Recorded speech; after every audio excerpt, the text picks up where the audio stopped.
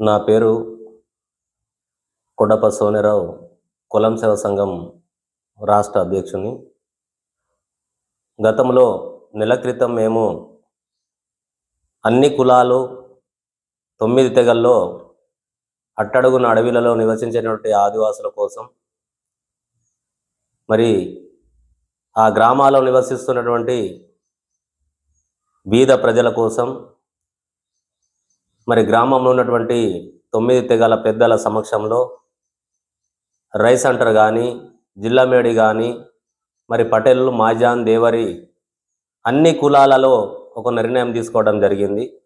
మా 9 తెగల పెద్ద కులమైనటువంటి అప్పుడు రాజుల పరిపాలనలో నడిపించినటువంటి రాజులు, గోండ్రాజులు, వారి యొక్క నిర్ణయం మేరకు మరి ఉపకులాలు ఉంటాయి.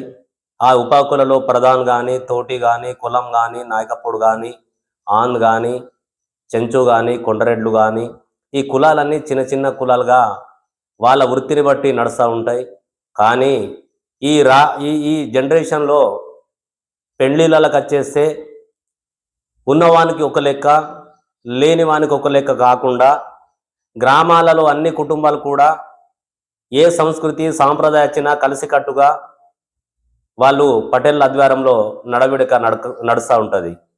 కానీ ఈ మధ్యకాలంలో కొంత కట్న కానుకలు మరి గిరిజన నేతరులను చూసి మరి ఆదివాసుల్లో కూడా కొంత ఈ మధ్యకాలంలో కొన్ని కట్న కానుకల సందర్భాలు జరిగినాయి.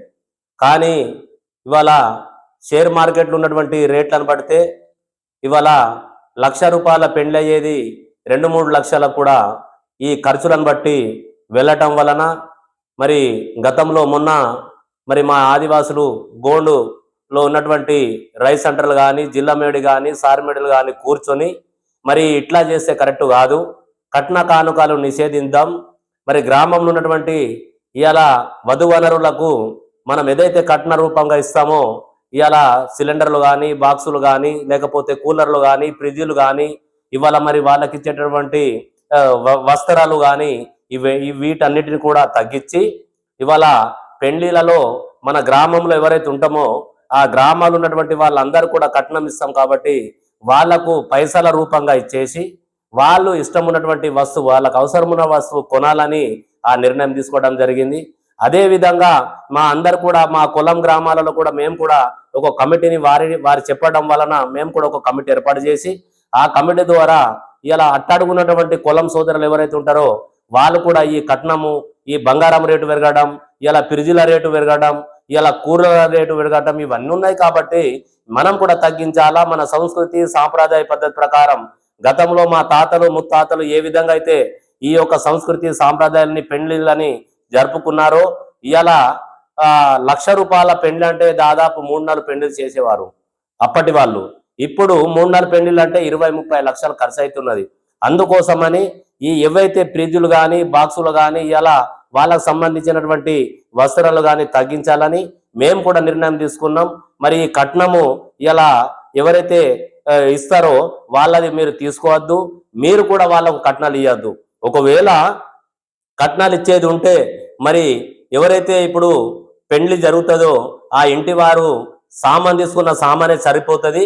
మనమంతా వెళ్ళిన వాళ్ళమందరం కూడా ఇలా ఏదైతే డబ్బు ఇస్తామో వాళ్ళ చేతిలో మనం అందరం కూడా గ్రామస్తులు తీసుకొని 20,000 కానీ 30,000 కానీ ఇస్తే వాళ్ళు కూడా ఏదైనా కానీ ఆవులు కానీ, మేకలు కానీ, లేకుంటే భూమి కానీ సాధన చేయడానికి కానీ ఇవన్నీ చేస్తారు. కాబట్టి ఇవాళ ఏదో పనికిరాని బాక్సులు మనం కొనిపెట్టి ఇవాళ ఎక్కడో షాపులను పెంచేయడం, ఇక్కడ ఎక్కడైతే వస్త్రాలు కొని ఇక్కడ బట్టల షాపులను పెంచేయడం, ఇలా మనమేమో బాకీలు కావడం, ఇలా బాకీలు అయ్యి ఆత్మహత్యలకు పాల్పడడం, ఇలా పక్కోడు పెళ్లిళ్ళు బాగా చేసిండు కదని మనం ఉన్న వస్తువులు అమ్మేసి మనం ఇల్లుని బర్బాద్ చేయడం ఇలాంటివి జరుగుతున్నాయి. కాబట్టి మనలో ఎంతైతే మనకు ఉంటుందో మన శ్రమశక్తి అంత మేరకే మనము పెళ్లిళ్ళు జరపాలని కూడా మా 9 తెగల పెద్దలు చెప్పడం వలన ఈ నిర్ణయం తీసుకున్నాం.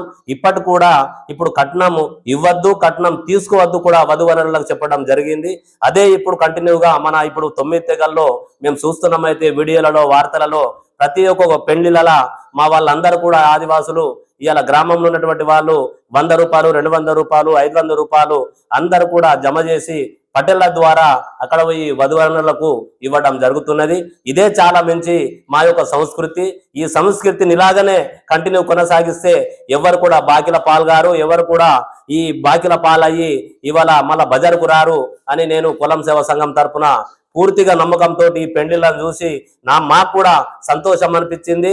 ఇప్పుడు కూడా పెళ్లిళ్ళు జరిగే వాళ్ళు కూడా కట్నాలు తీసుకోవద్దు, కట్నాలు ఇవ్వద్దని నిర్ణయము వచ్చింది. కాబట్టి దీన్నే కంటిన్యూగా తరతరాలుగా కొనసాగించాలని కూడా నేను కులం సేవా సంఘం తరపున నేను ప్రజలందరికీ మరి విజ్ఞప్తి చేసి జై సేవ రామరామ్ తెలియజేస్తున్నాను.